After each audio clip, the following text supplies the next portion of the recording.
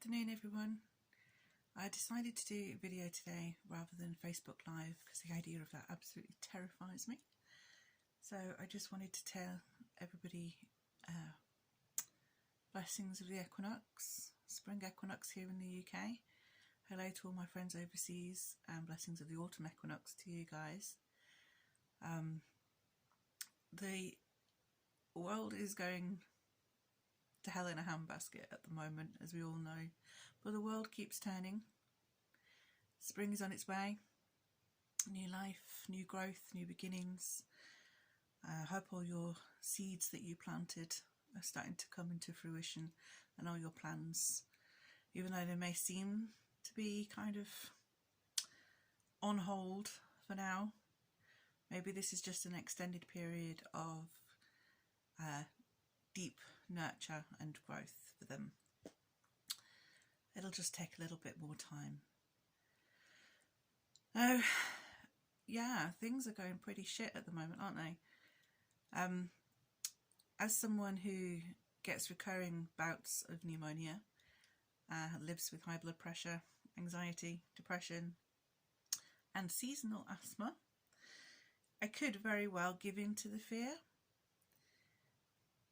But we all know that positive thinking does more for the immune system than anything else, obviously other than specific medications.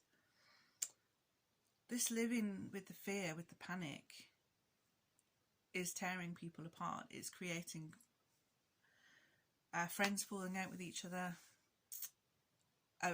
massive amounts of abuse at supermarkets and things, and it's not achieving anything positive, not achieving anything at all positive. So we have to not keep our vibrations high, as is like the catchphrase at the moment, but we do have to keep thinking positively. We do have to keep our spirits up, and the way we kind of do that in Britain is via jokes, via memes, via taking the piss out of each other, via jokes, and I don't know whether I just said jokes or what, but that's what we do. So we're not making light of the situation, we are keeping going, we're keeping on, and the only things that we can do realistically to help each other is keep your distance. Keeping your distance does not mean not talking to people. This social isolation, it's not. It's social distancing, or physical distancing, that's important. So, you know, open your front door. Speak to your neighbour across the street. Talk to your neighbour over the fence. Go on Skype. If you're brave enough, do live video chat and talk to people. I'm not that brave. It took me all my time yesterday to talk to someone just on a video call. But it's also vitally important to, particularly if you do live with depression or anxiety, to not give in to this fear. Get up, even if you're in isolation,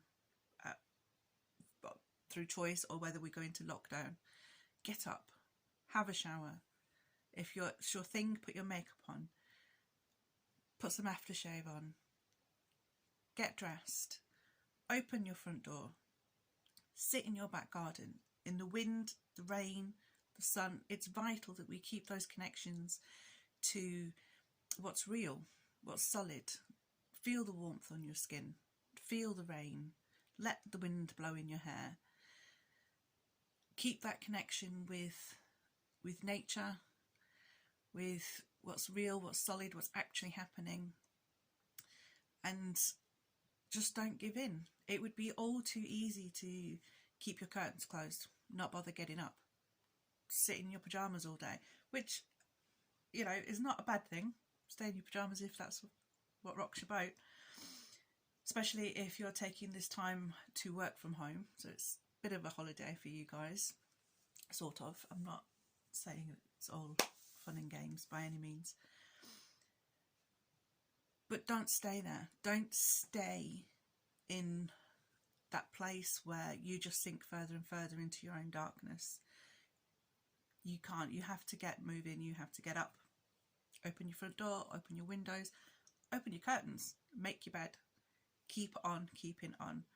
And if you can get hold of any food, make sure you eat healthily. Don't stock up on pasta. Stock up on fruit and veg if you can. Make soups.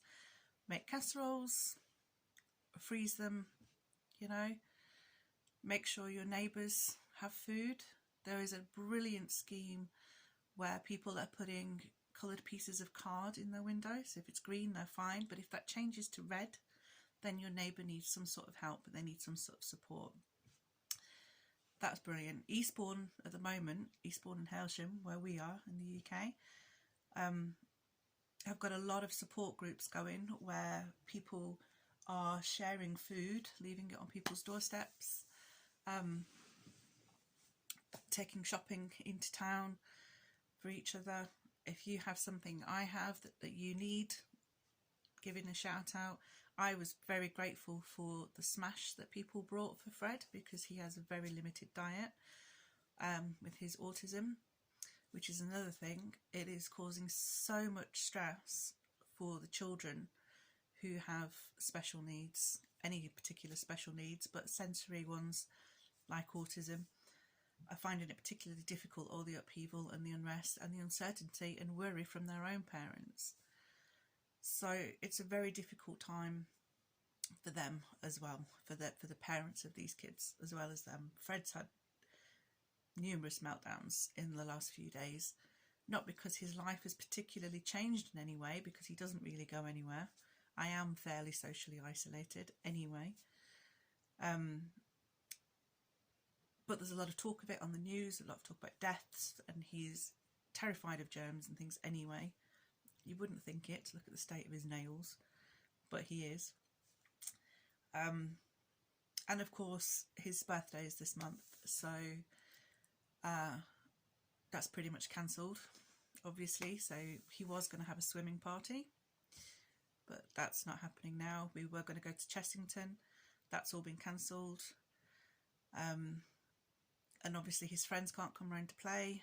Not that he's got that many.